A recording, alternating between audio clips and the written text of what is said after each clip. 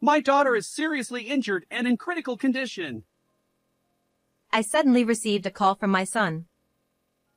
While I was on a trip abroad, I learned of my granddaughter's dire situation and immediately returned to the United States. However, it was too late. I didn't make it in time. My 5-year-old granddaughter had passed away and was placed in a small urn. A year later, when I went to visit the grave, I saw a small child praying. Oh, Grandma. To my astonishment, it was my granddaughter who was supposed to have died. She spotted me and joyfully ran towards me. I hugged her tightly, hardly believing my eyes. Then, I learned the terrifying truth that had been kept from me all along, and I was consumed with a burning desire for revenge. My name is Nancy, and I'm 63 years old. My husband has already passed away, and I live alone. My 40-year-old son and his wife have a 4-year-old daughter and a 3-year-old son. They live 3 hours away by car. My son, John, and his wife, Amy, would bring the grandchildren to visit me a few times a year. These visits were precious and joyful times for me, but there was something that slightly concerned me.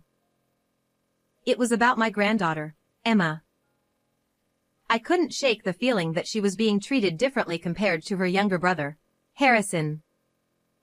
This thought first struck me one day when my son and his wife were staying overnight at my place. They mentioned they were going to buy some toys and took Harrison with them, leaving Emma behind. After they left, Emma looked up at me with her sweet eyes and said, Grandma, I'm hungry. "Oh, I'm sorry I didn't notice. I'll make something for you right away," I replied. I took out a pan and made pancakes, which she had said she loved before. When I served the pancakes with butter and syrup, Emma beamed with delight. Wow! It smells so good, she exclaimed. "Be careful not to burn yourself," I said. Okay. Thank you, Grandma, she replied. I cut the pancakes into bite-sized pieces for her, and watching her eat with shining eyes, cheeks full, filled me with a deep sense of warmth. These are so fluffy and really delicious, Emma said as she happily gulped down her milk. Just then, I heard the front door open, followed by loud footsteps. Emma! Why are you eating by yourself? Give that to Harrison, my son shouted. I'm about to make some for him, so please don't say that, I said as I started to head back to the kitchen. But before I could do anything, my son abruptly snatched the pancake from Emma and fed it to his brother. Watching this, Emma's face fell, and she lowered her head, looking sad. Feeling sorry for Emma, I offered to make a new batch for Harrison, but my son refused, saying it wasn't necessary. There's no need to take food away from her while she's eating, I insisted. Emma has a small appetite. Right, Emma? You're full, aren't you? My son asked. Yeah, Emma replied, though she had just started eating, so there was no way she was actually full. I tried to explain this to John, but he seemed to completely ignore me. Don't worry about it, Nancy, my daughter-in-law added. Emma always acts like she's hungry but barely eats anything. It's really just a waste to give her more. At that moment, I couldn't shake the uneasy feeling as I noticed my daughter-in-law, Amy, looking at Emma with a strangely cold expression, despite her being her own child. I wondered if perhaps Emma was too sad to speak up.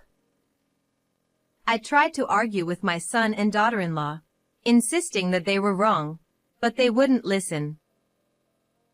Just then, I felt a tug on the hem of my apron.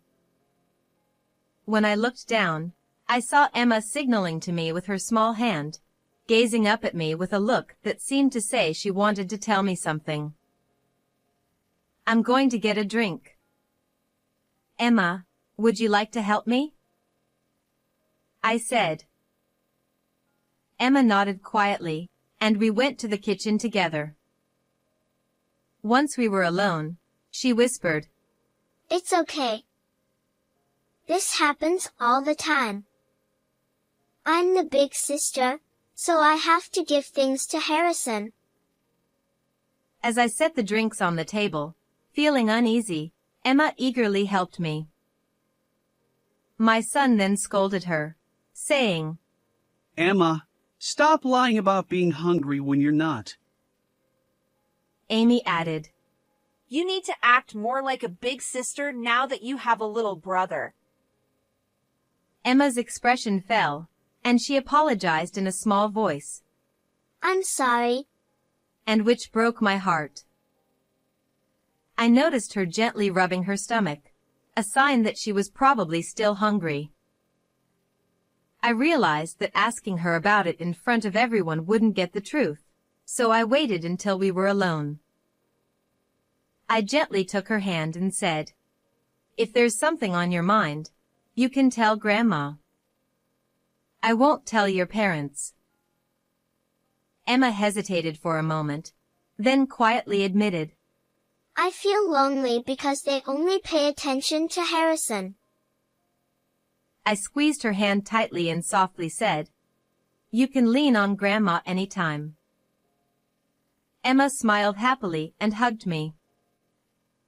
To think such a small child is carrying so much pain. I have to do something, I thought. Observing further, I noticed that my son and daughter-in-law rarely spoke to Emma, leaving her to play by herself, while they doted excessively on Harrison. I knew I couldn't let this continue. After the children went to bed, I sat down with my son and daughter-in-law for a serious talk. However, they were adamant in their stance. John said, It's all in Emma's head. We're raising them without any favoritism. He refused to budge. Look, it's normal for things to change when a new baby comes. Emma used to be treated like a princess, but now she has to share attention. It's the same everywhere. He argued. Amy added, Exactly.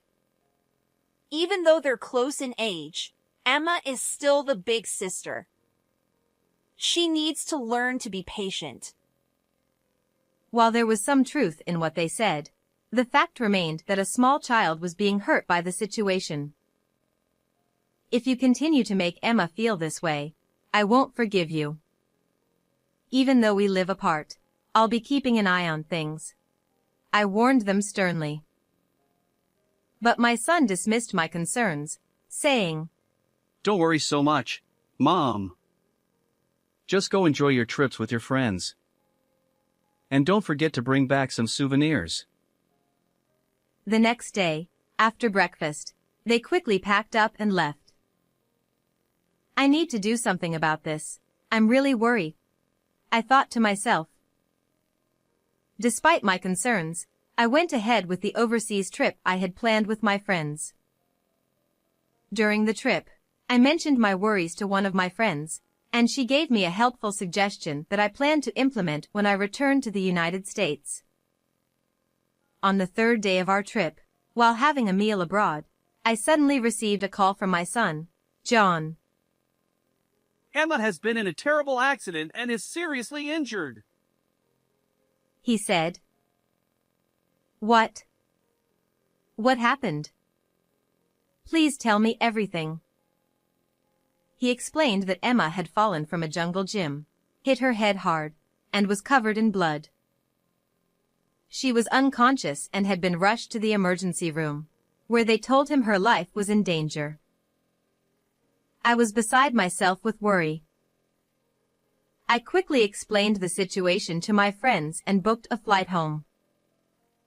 Since it wasn't possible to leave that same day, I managed to get a flight for the following day, and after a 14-hour journey, I finally made it back. During the flight, I repeatedly tried to contact John, but couldn't get through. I was on edge the entire time. As soon as I landed, I called John to let him know I was heading straight to the hospital where Emma had been taken. His voice was strained as he answered. I'm sorry I couldn't answer your calls earlier. Emma didn't make it. He said. What? What do you mean? She passed away right after I called you. Her injuries were so severe. We've already had the funeral and she's been cremated. As I struggled to find words, John sent me a photo of a small urn. Emma. Emma. How could this have happened? I spent a long time sitting in the airport lobby, crying silently. When I told John that I was coming over to his house, he hesitated.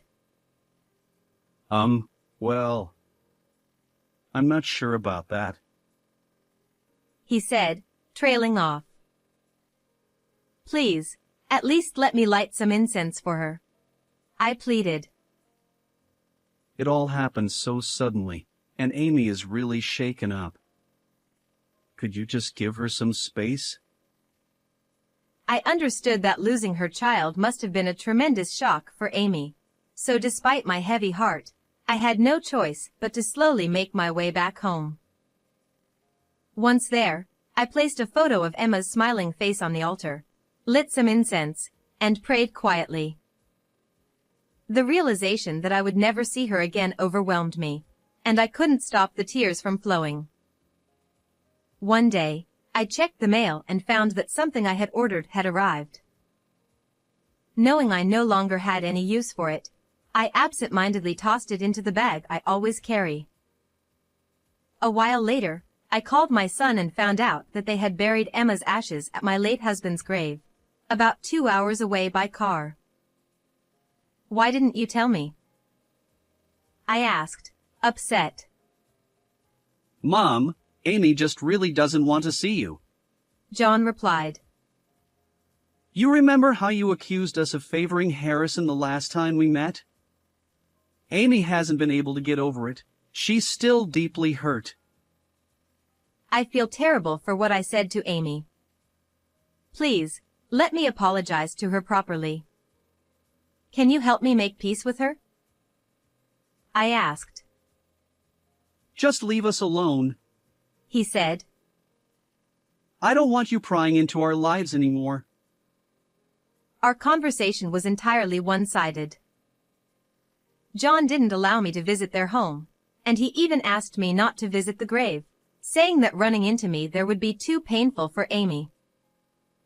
Eventually, John and Amy moved away from the place where they lost Emma, and we became estranged. Days passed in a fog of sorrow, and I was left alone, full of regret for what I had said.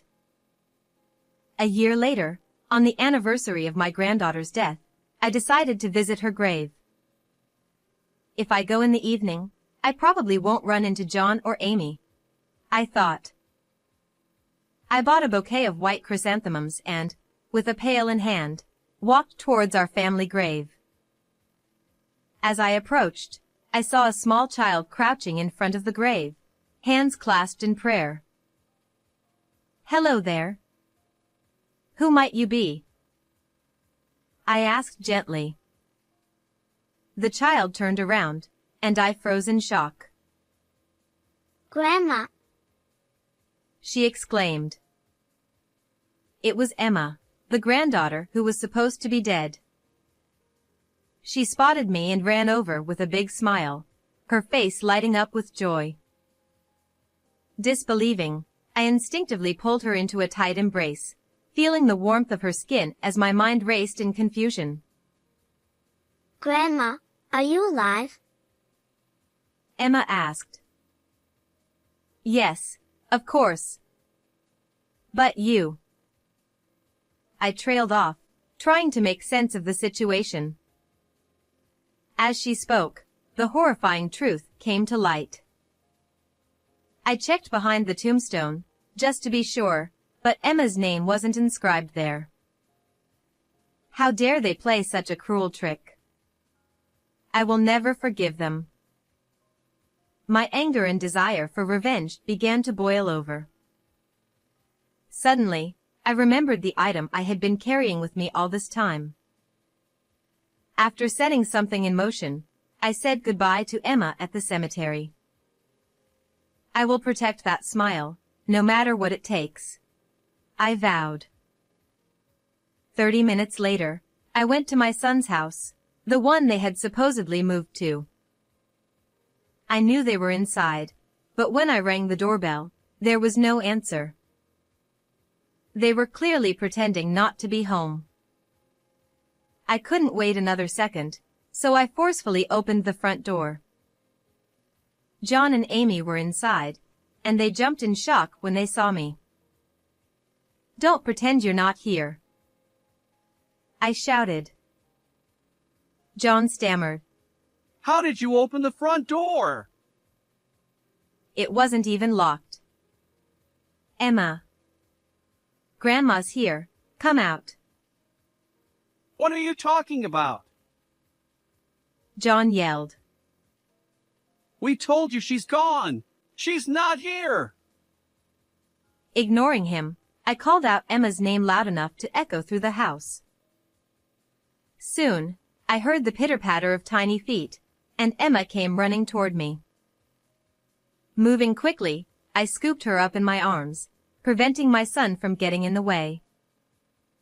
John and Amy were wide-eyed, speechless, as they watched. I fixed them with a cold stare.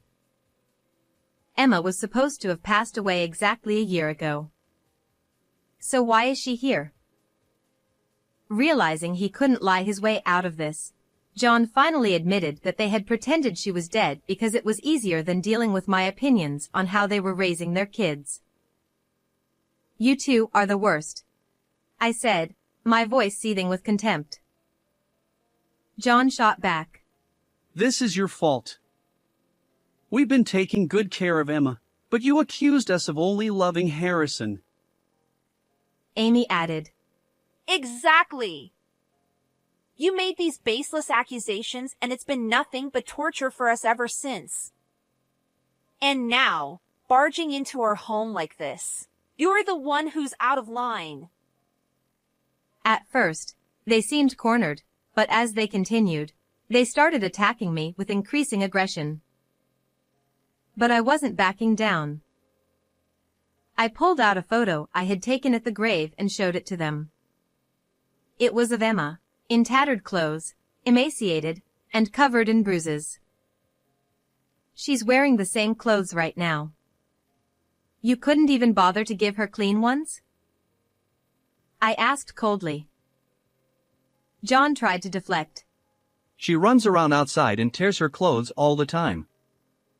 She barely eats, and the bruises are just from falling. I could accept scraped knees, but these bruises were in places that didn't make sense. I knew I couldn't let this slide, so I played them an audio recording. It was a conversation between them. Emma's a nuisance. Damn it. If you hadn't been looking out the window, none of this would have happened. It makes me sick. The recording also captured the sounds of Emma crying as they insulted her. As if it weren't bad enough that you were treating her so horribly, you even planned to get rid of her.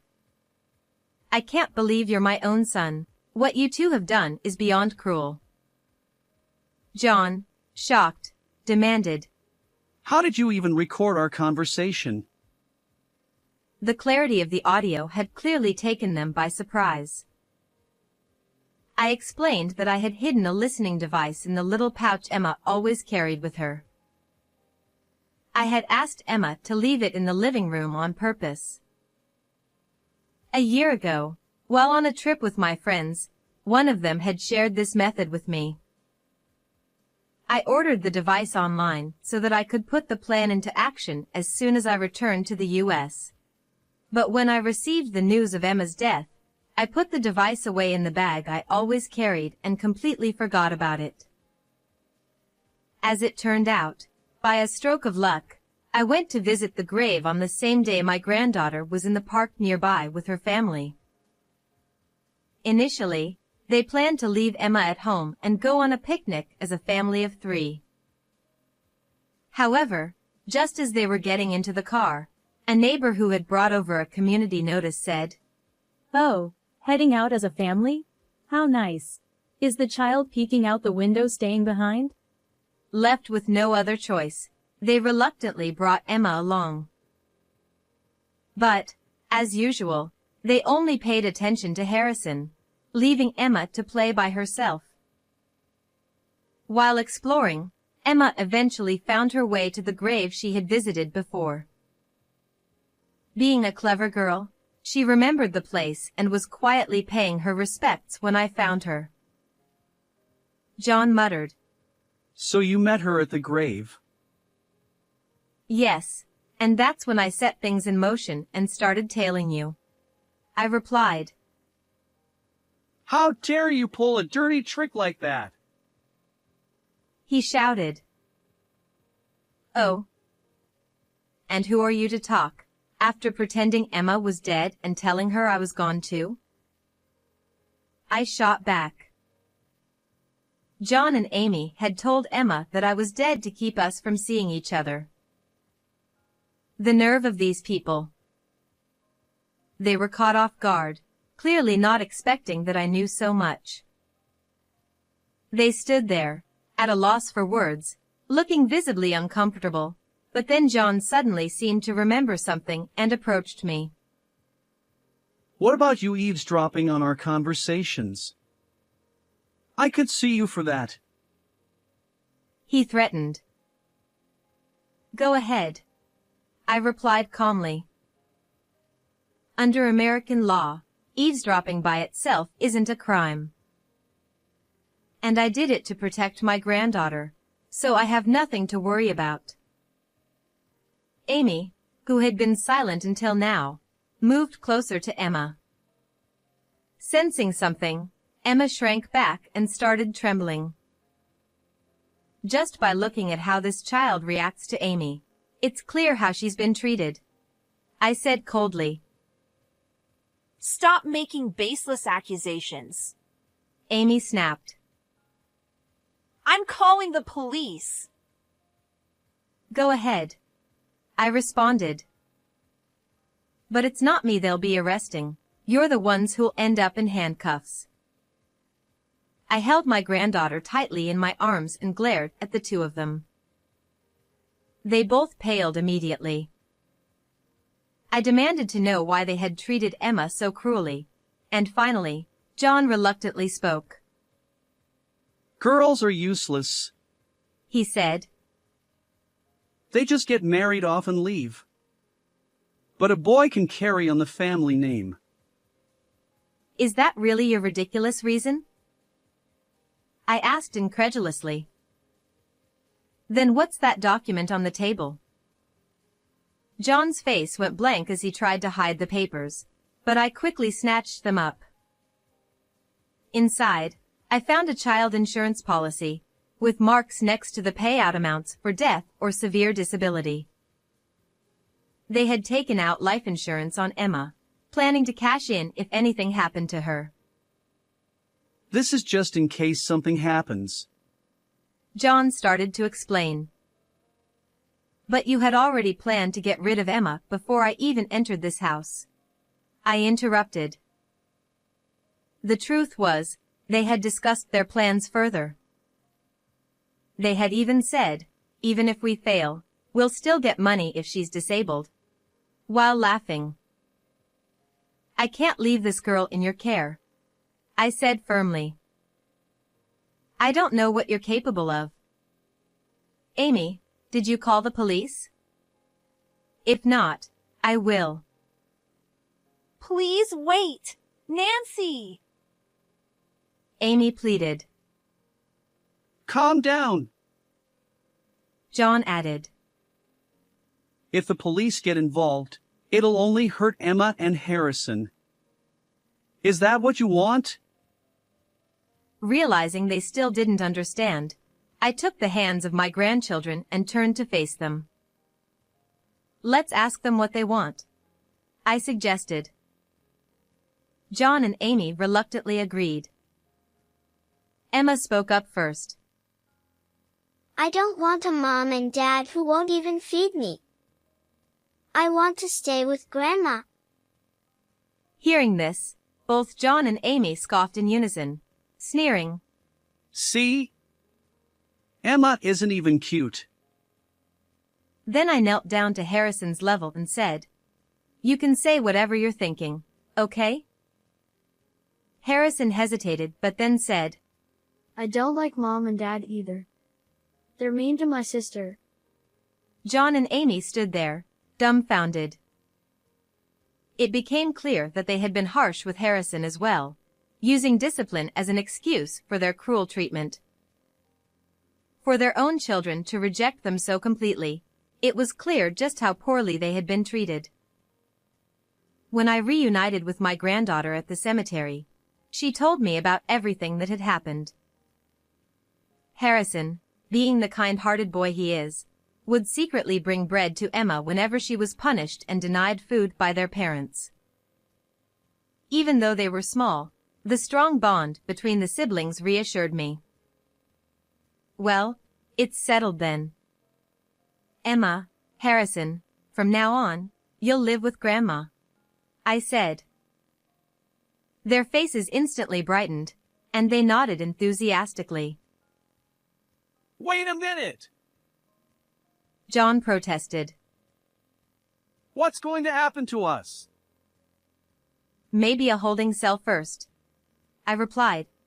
And after that, a life behind high walls, perhaps?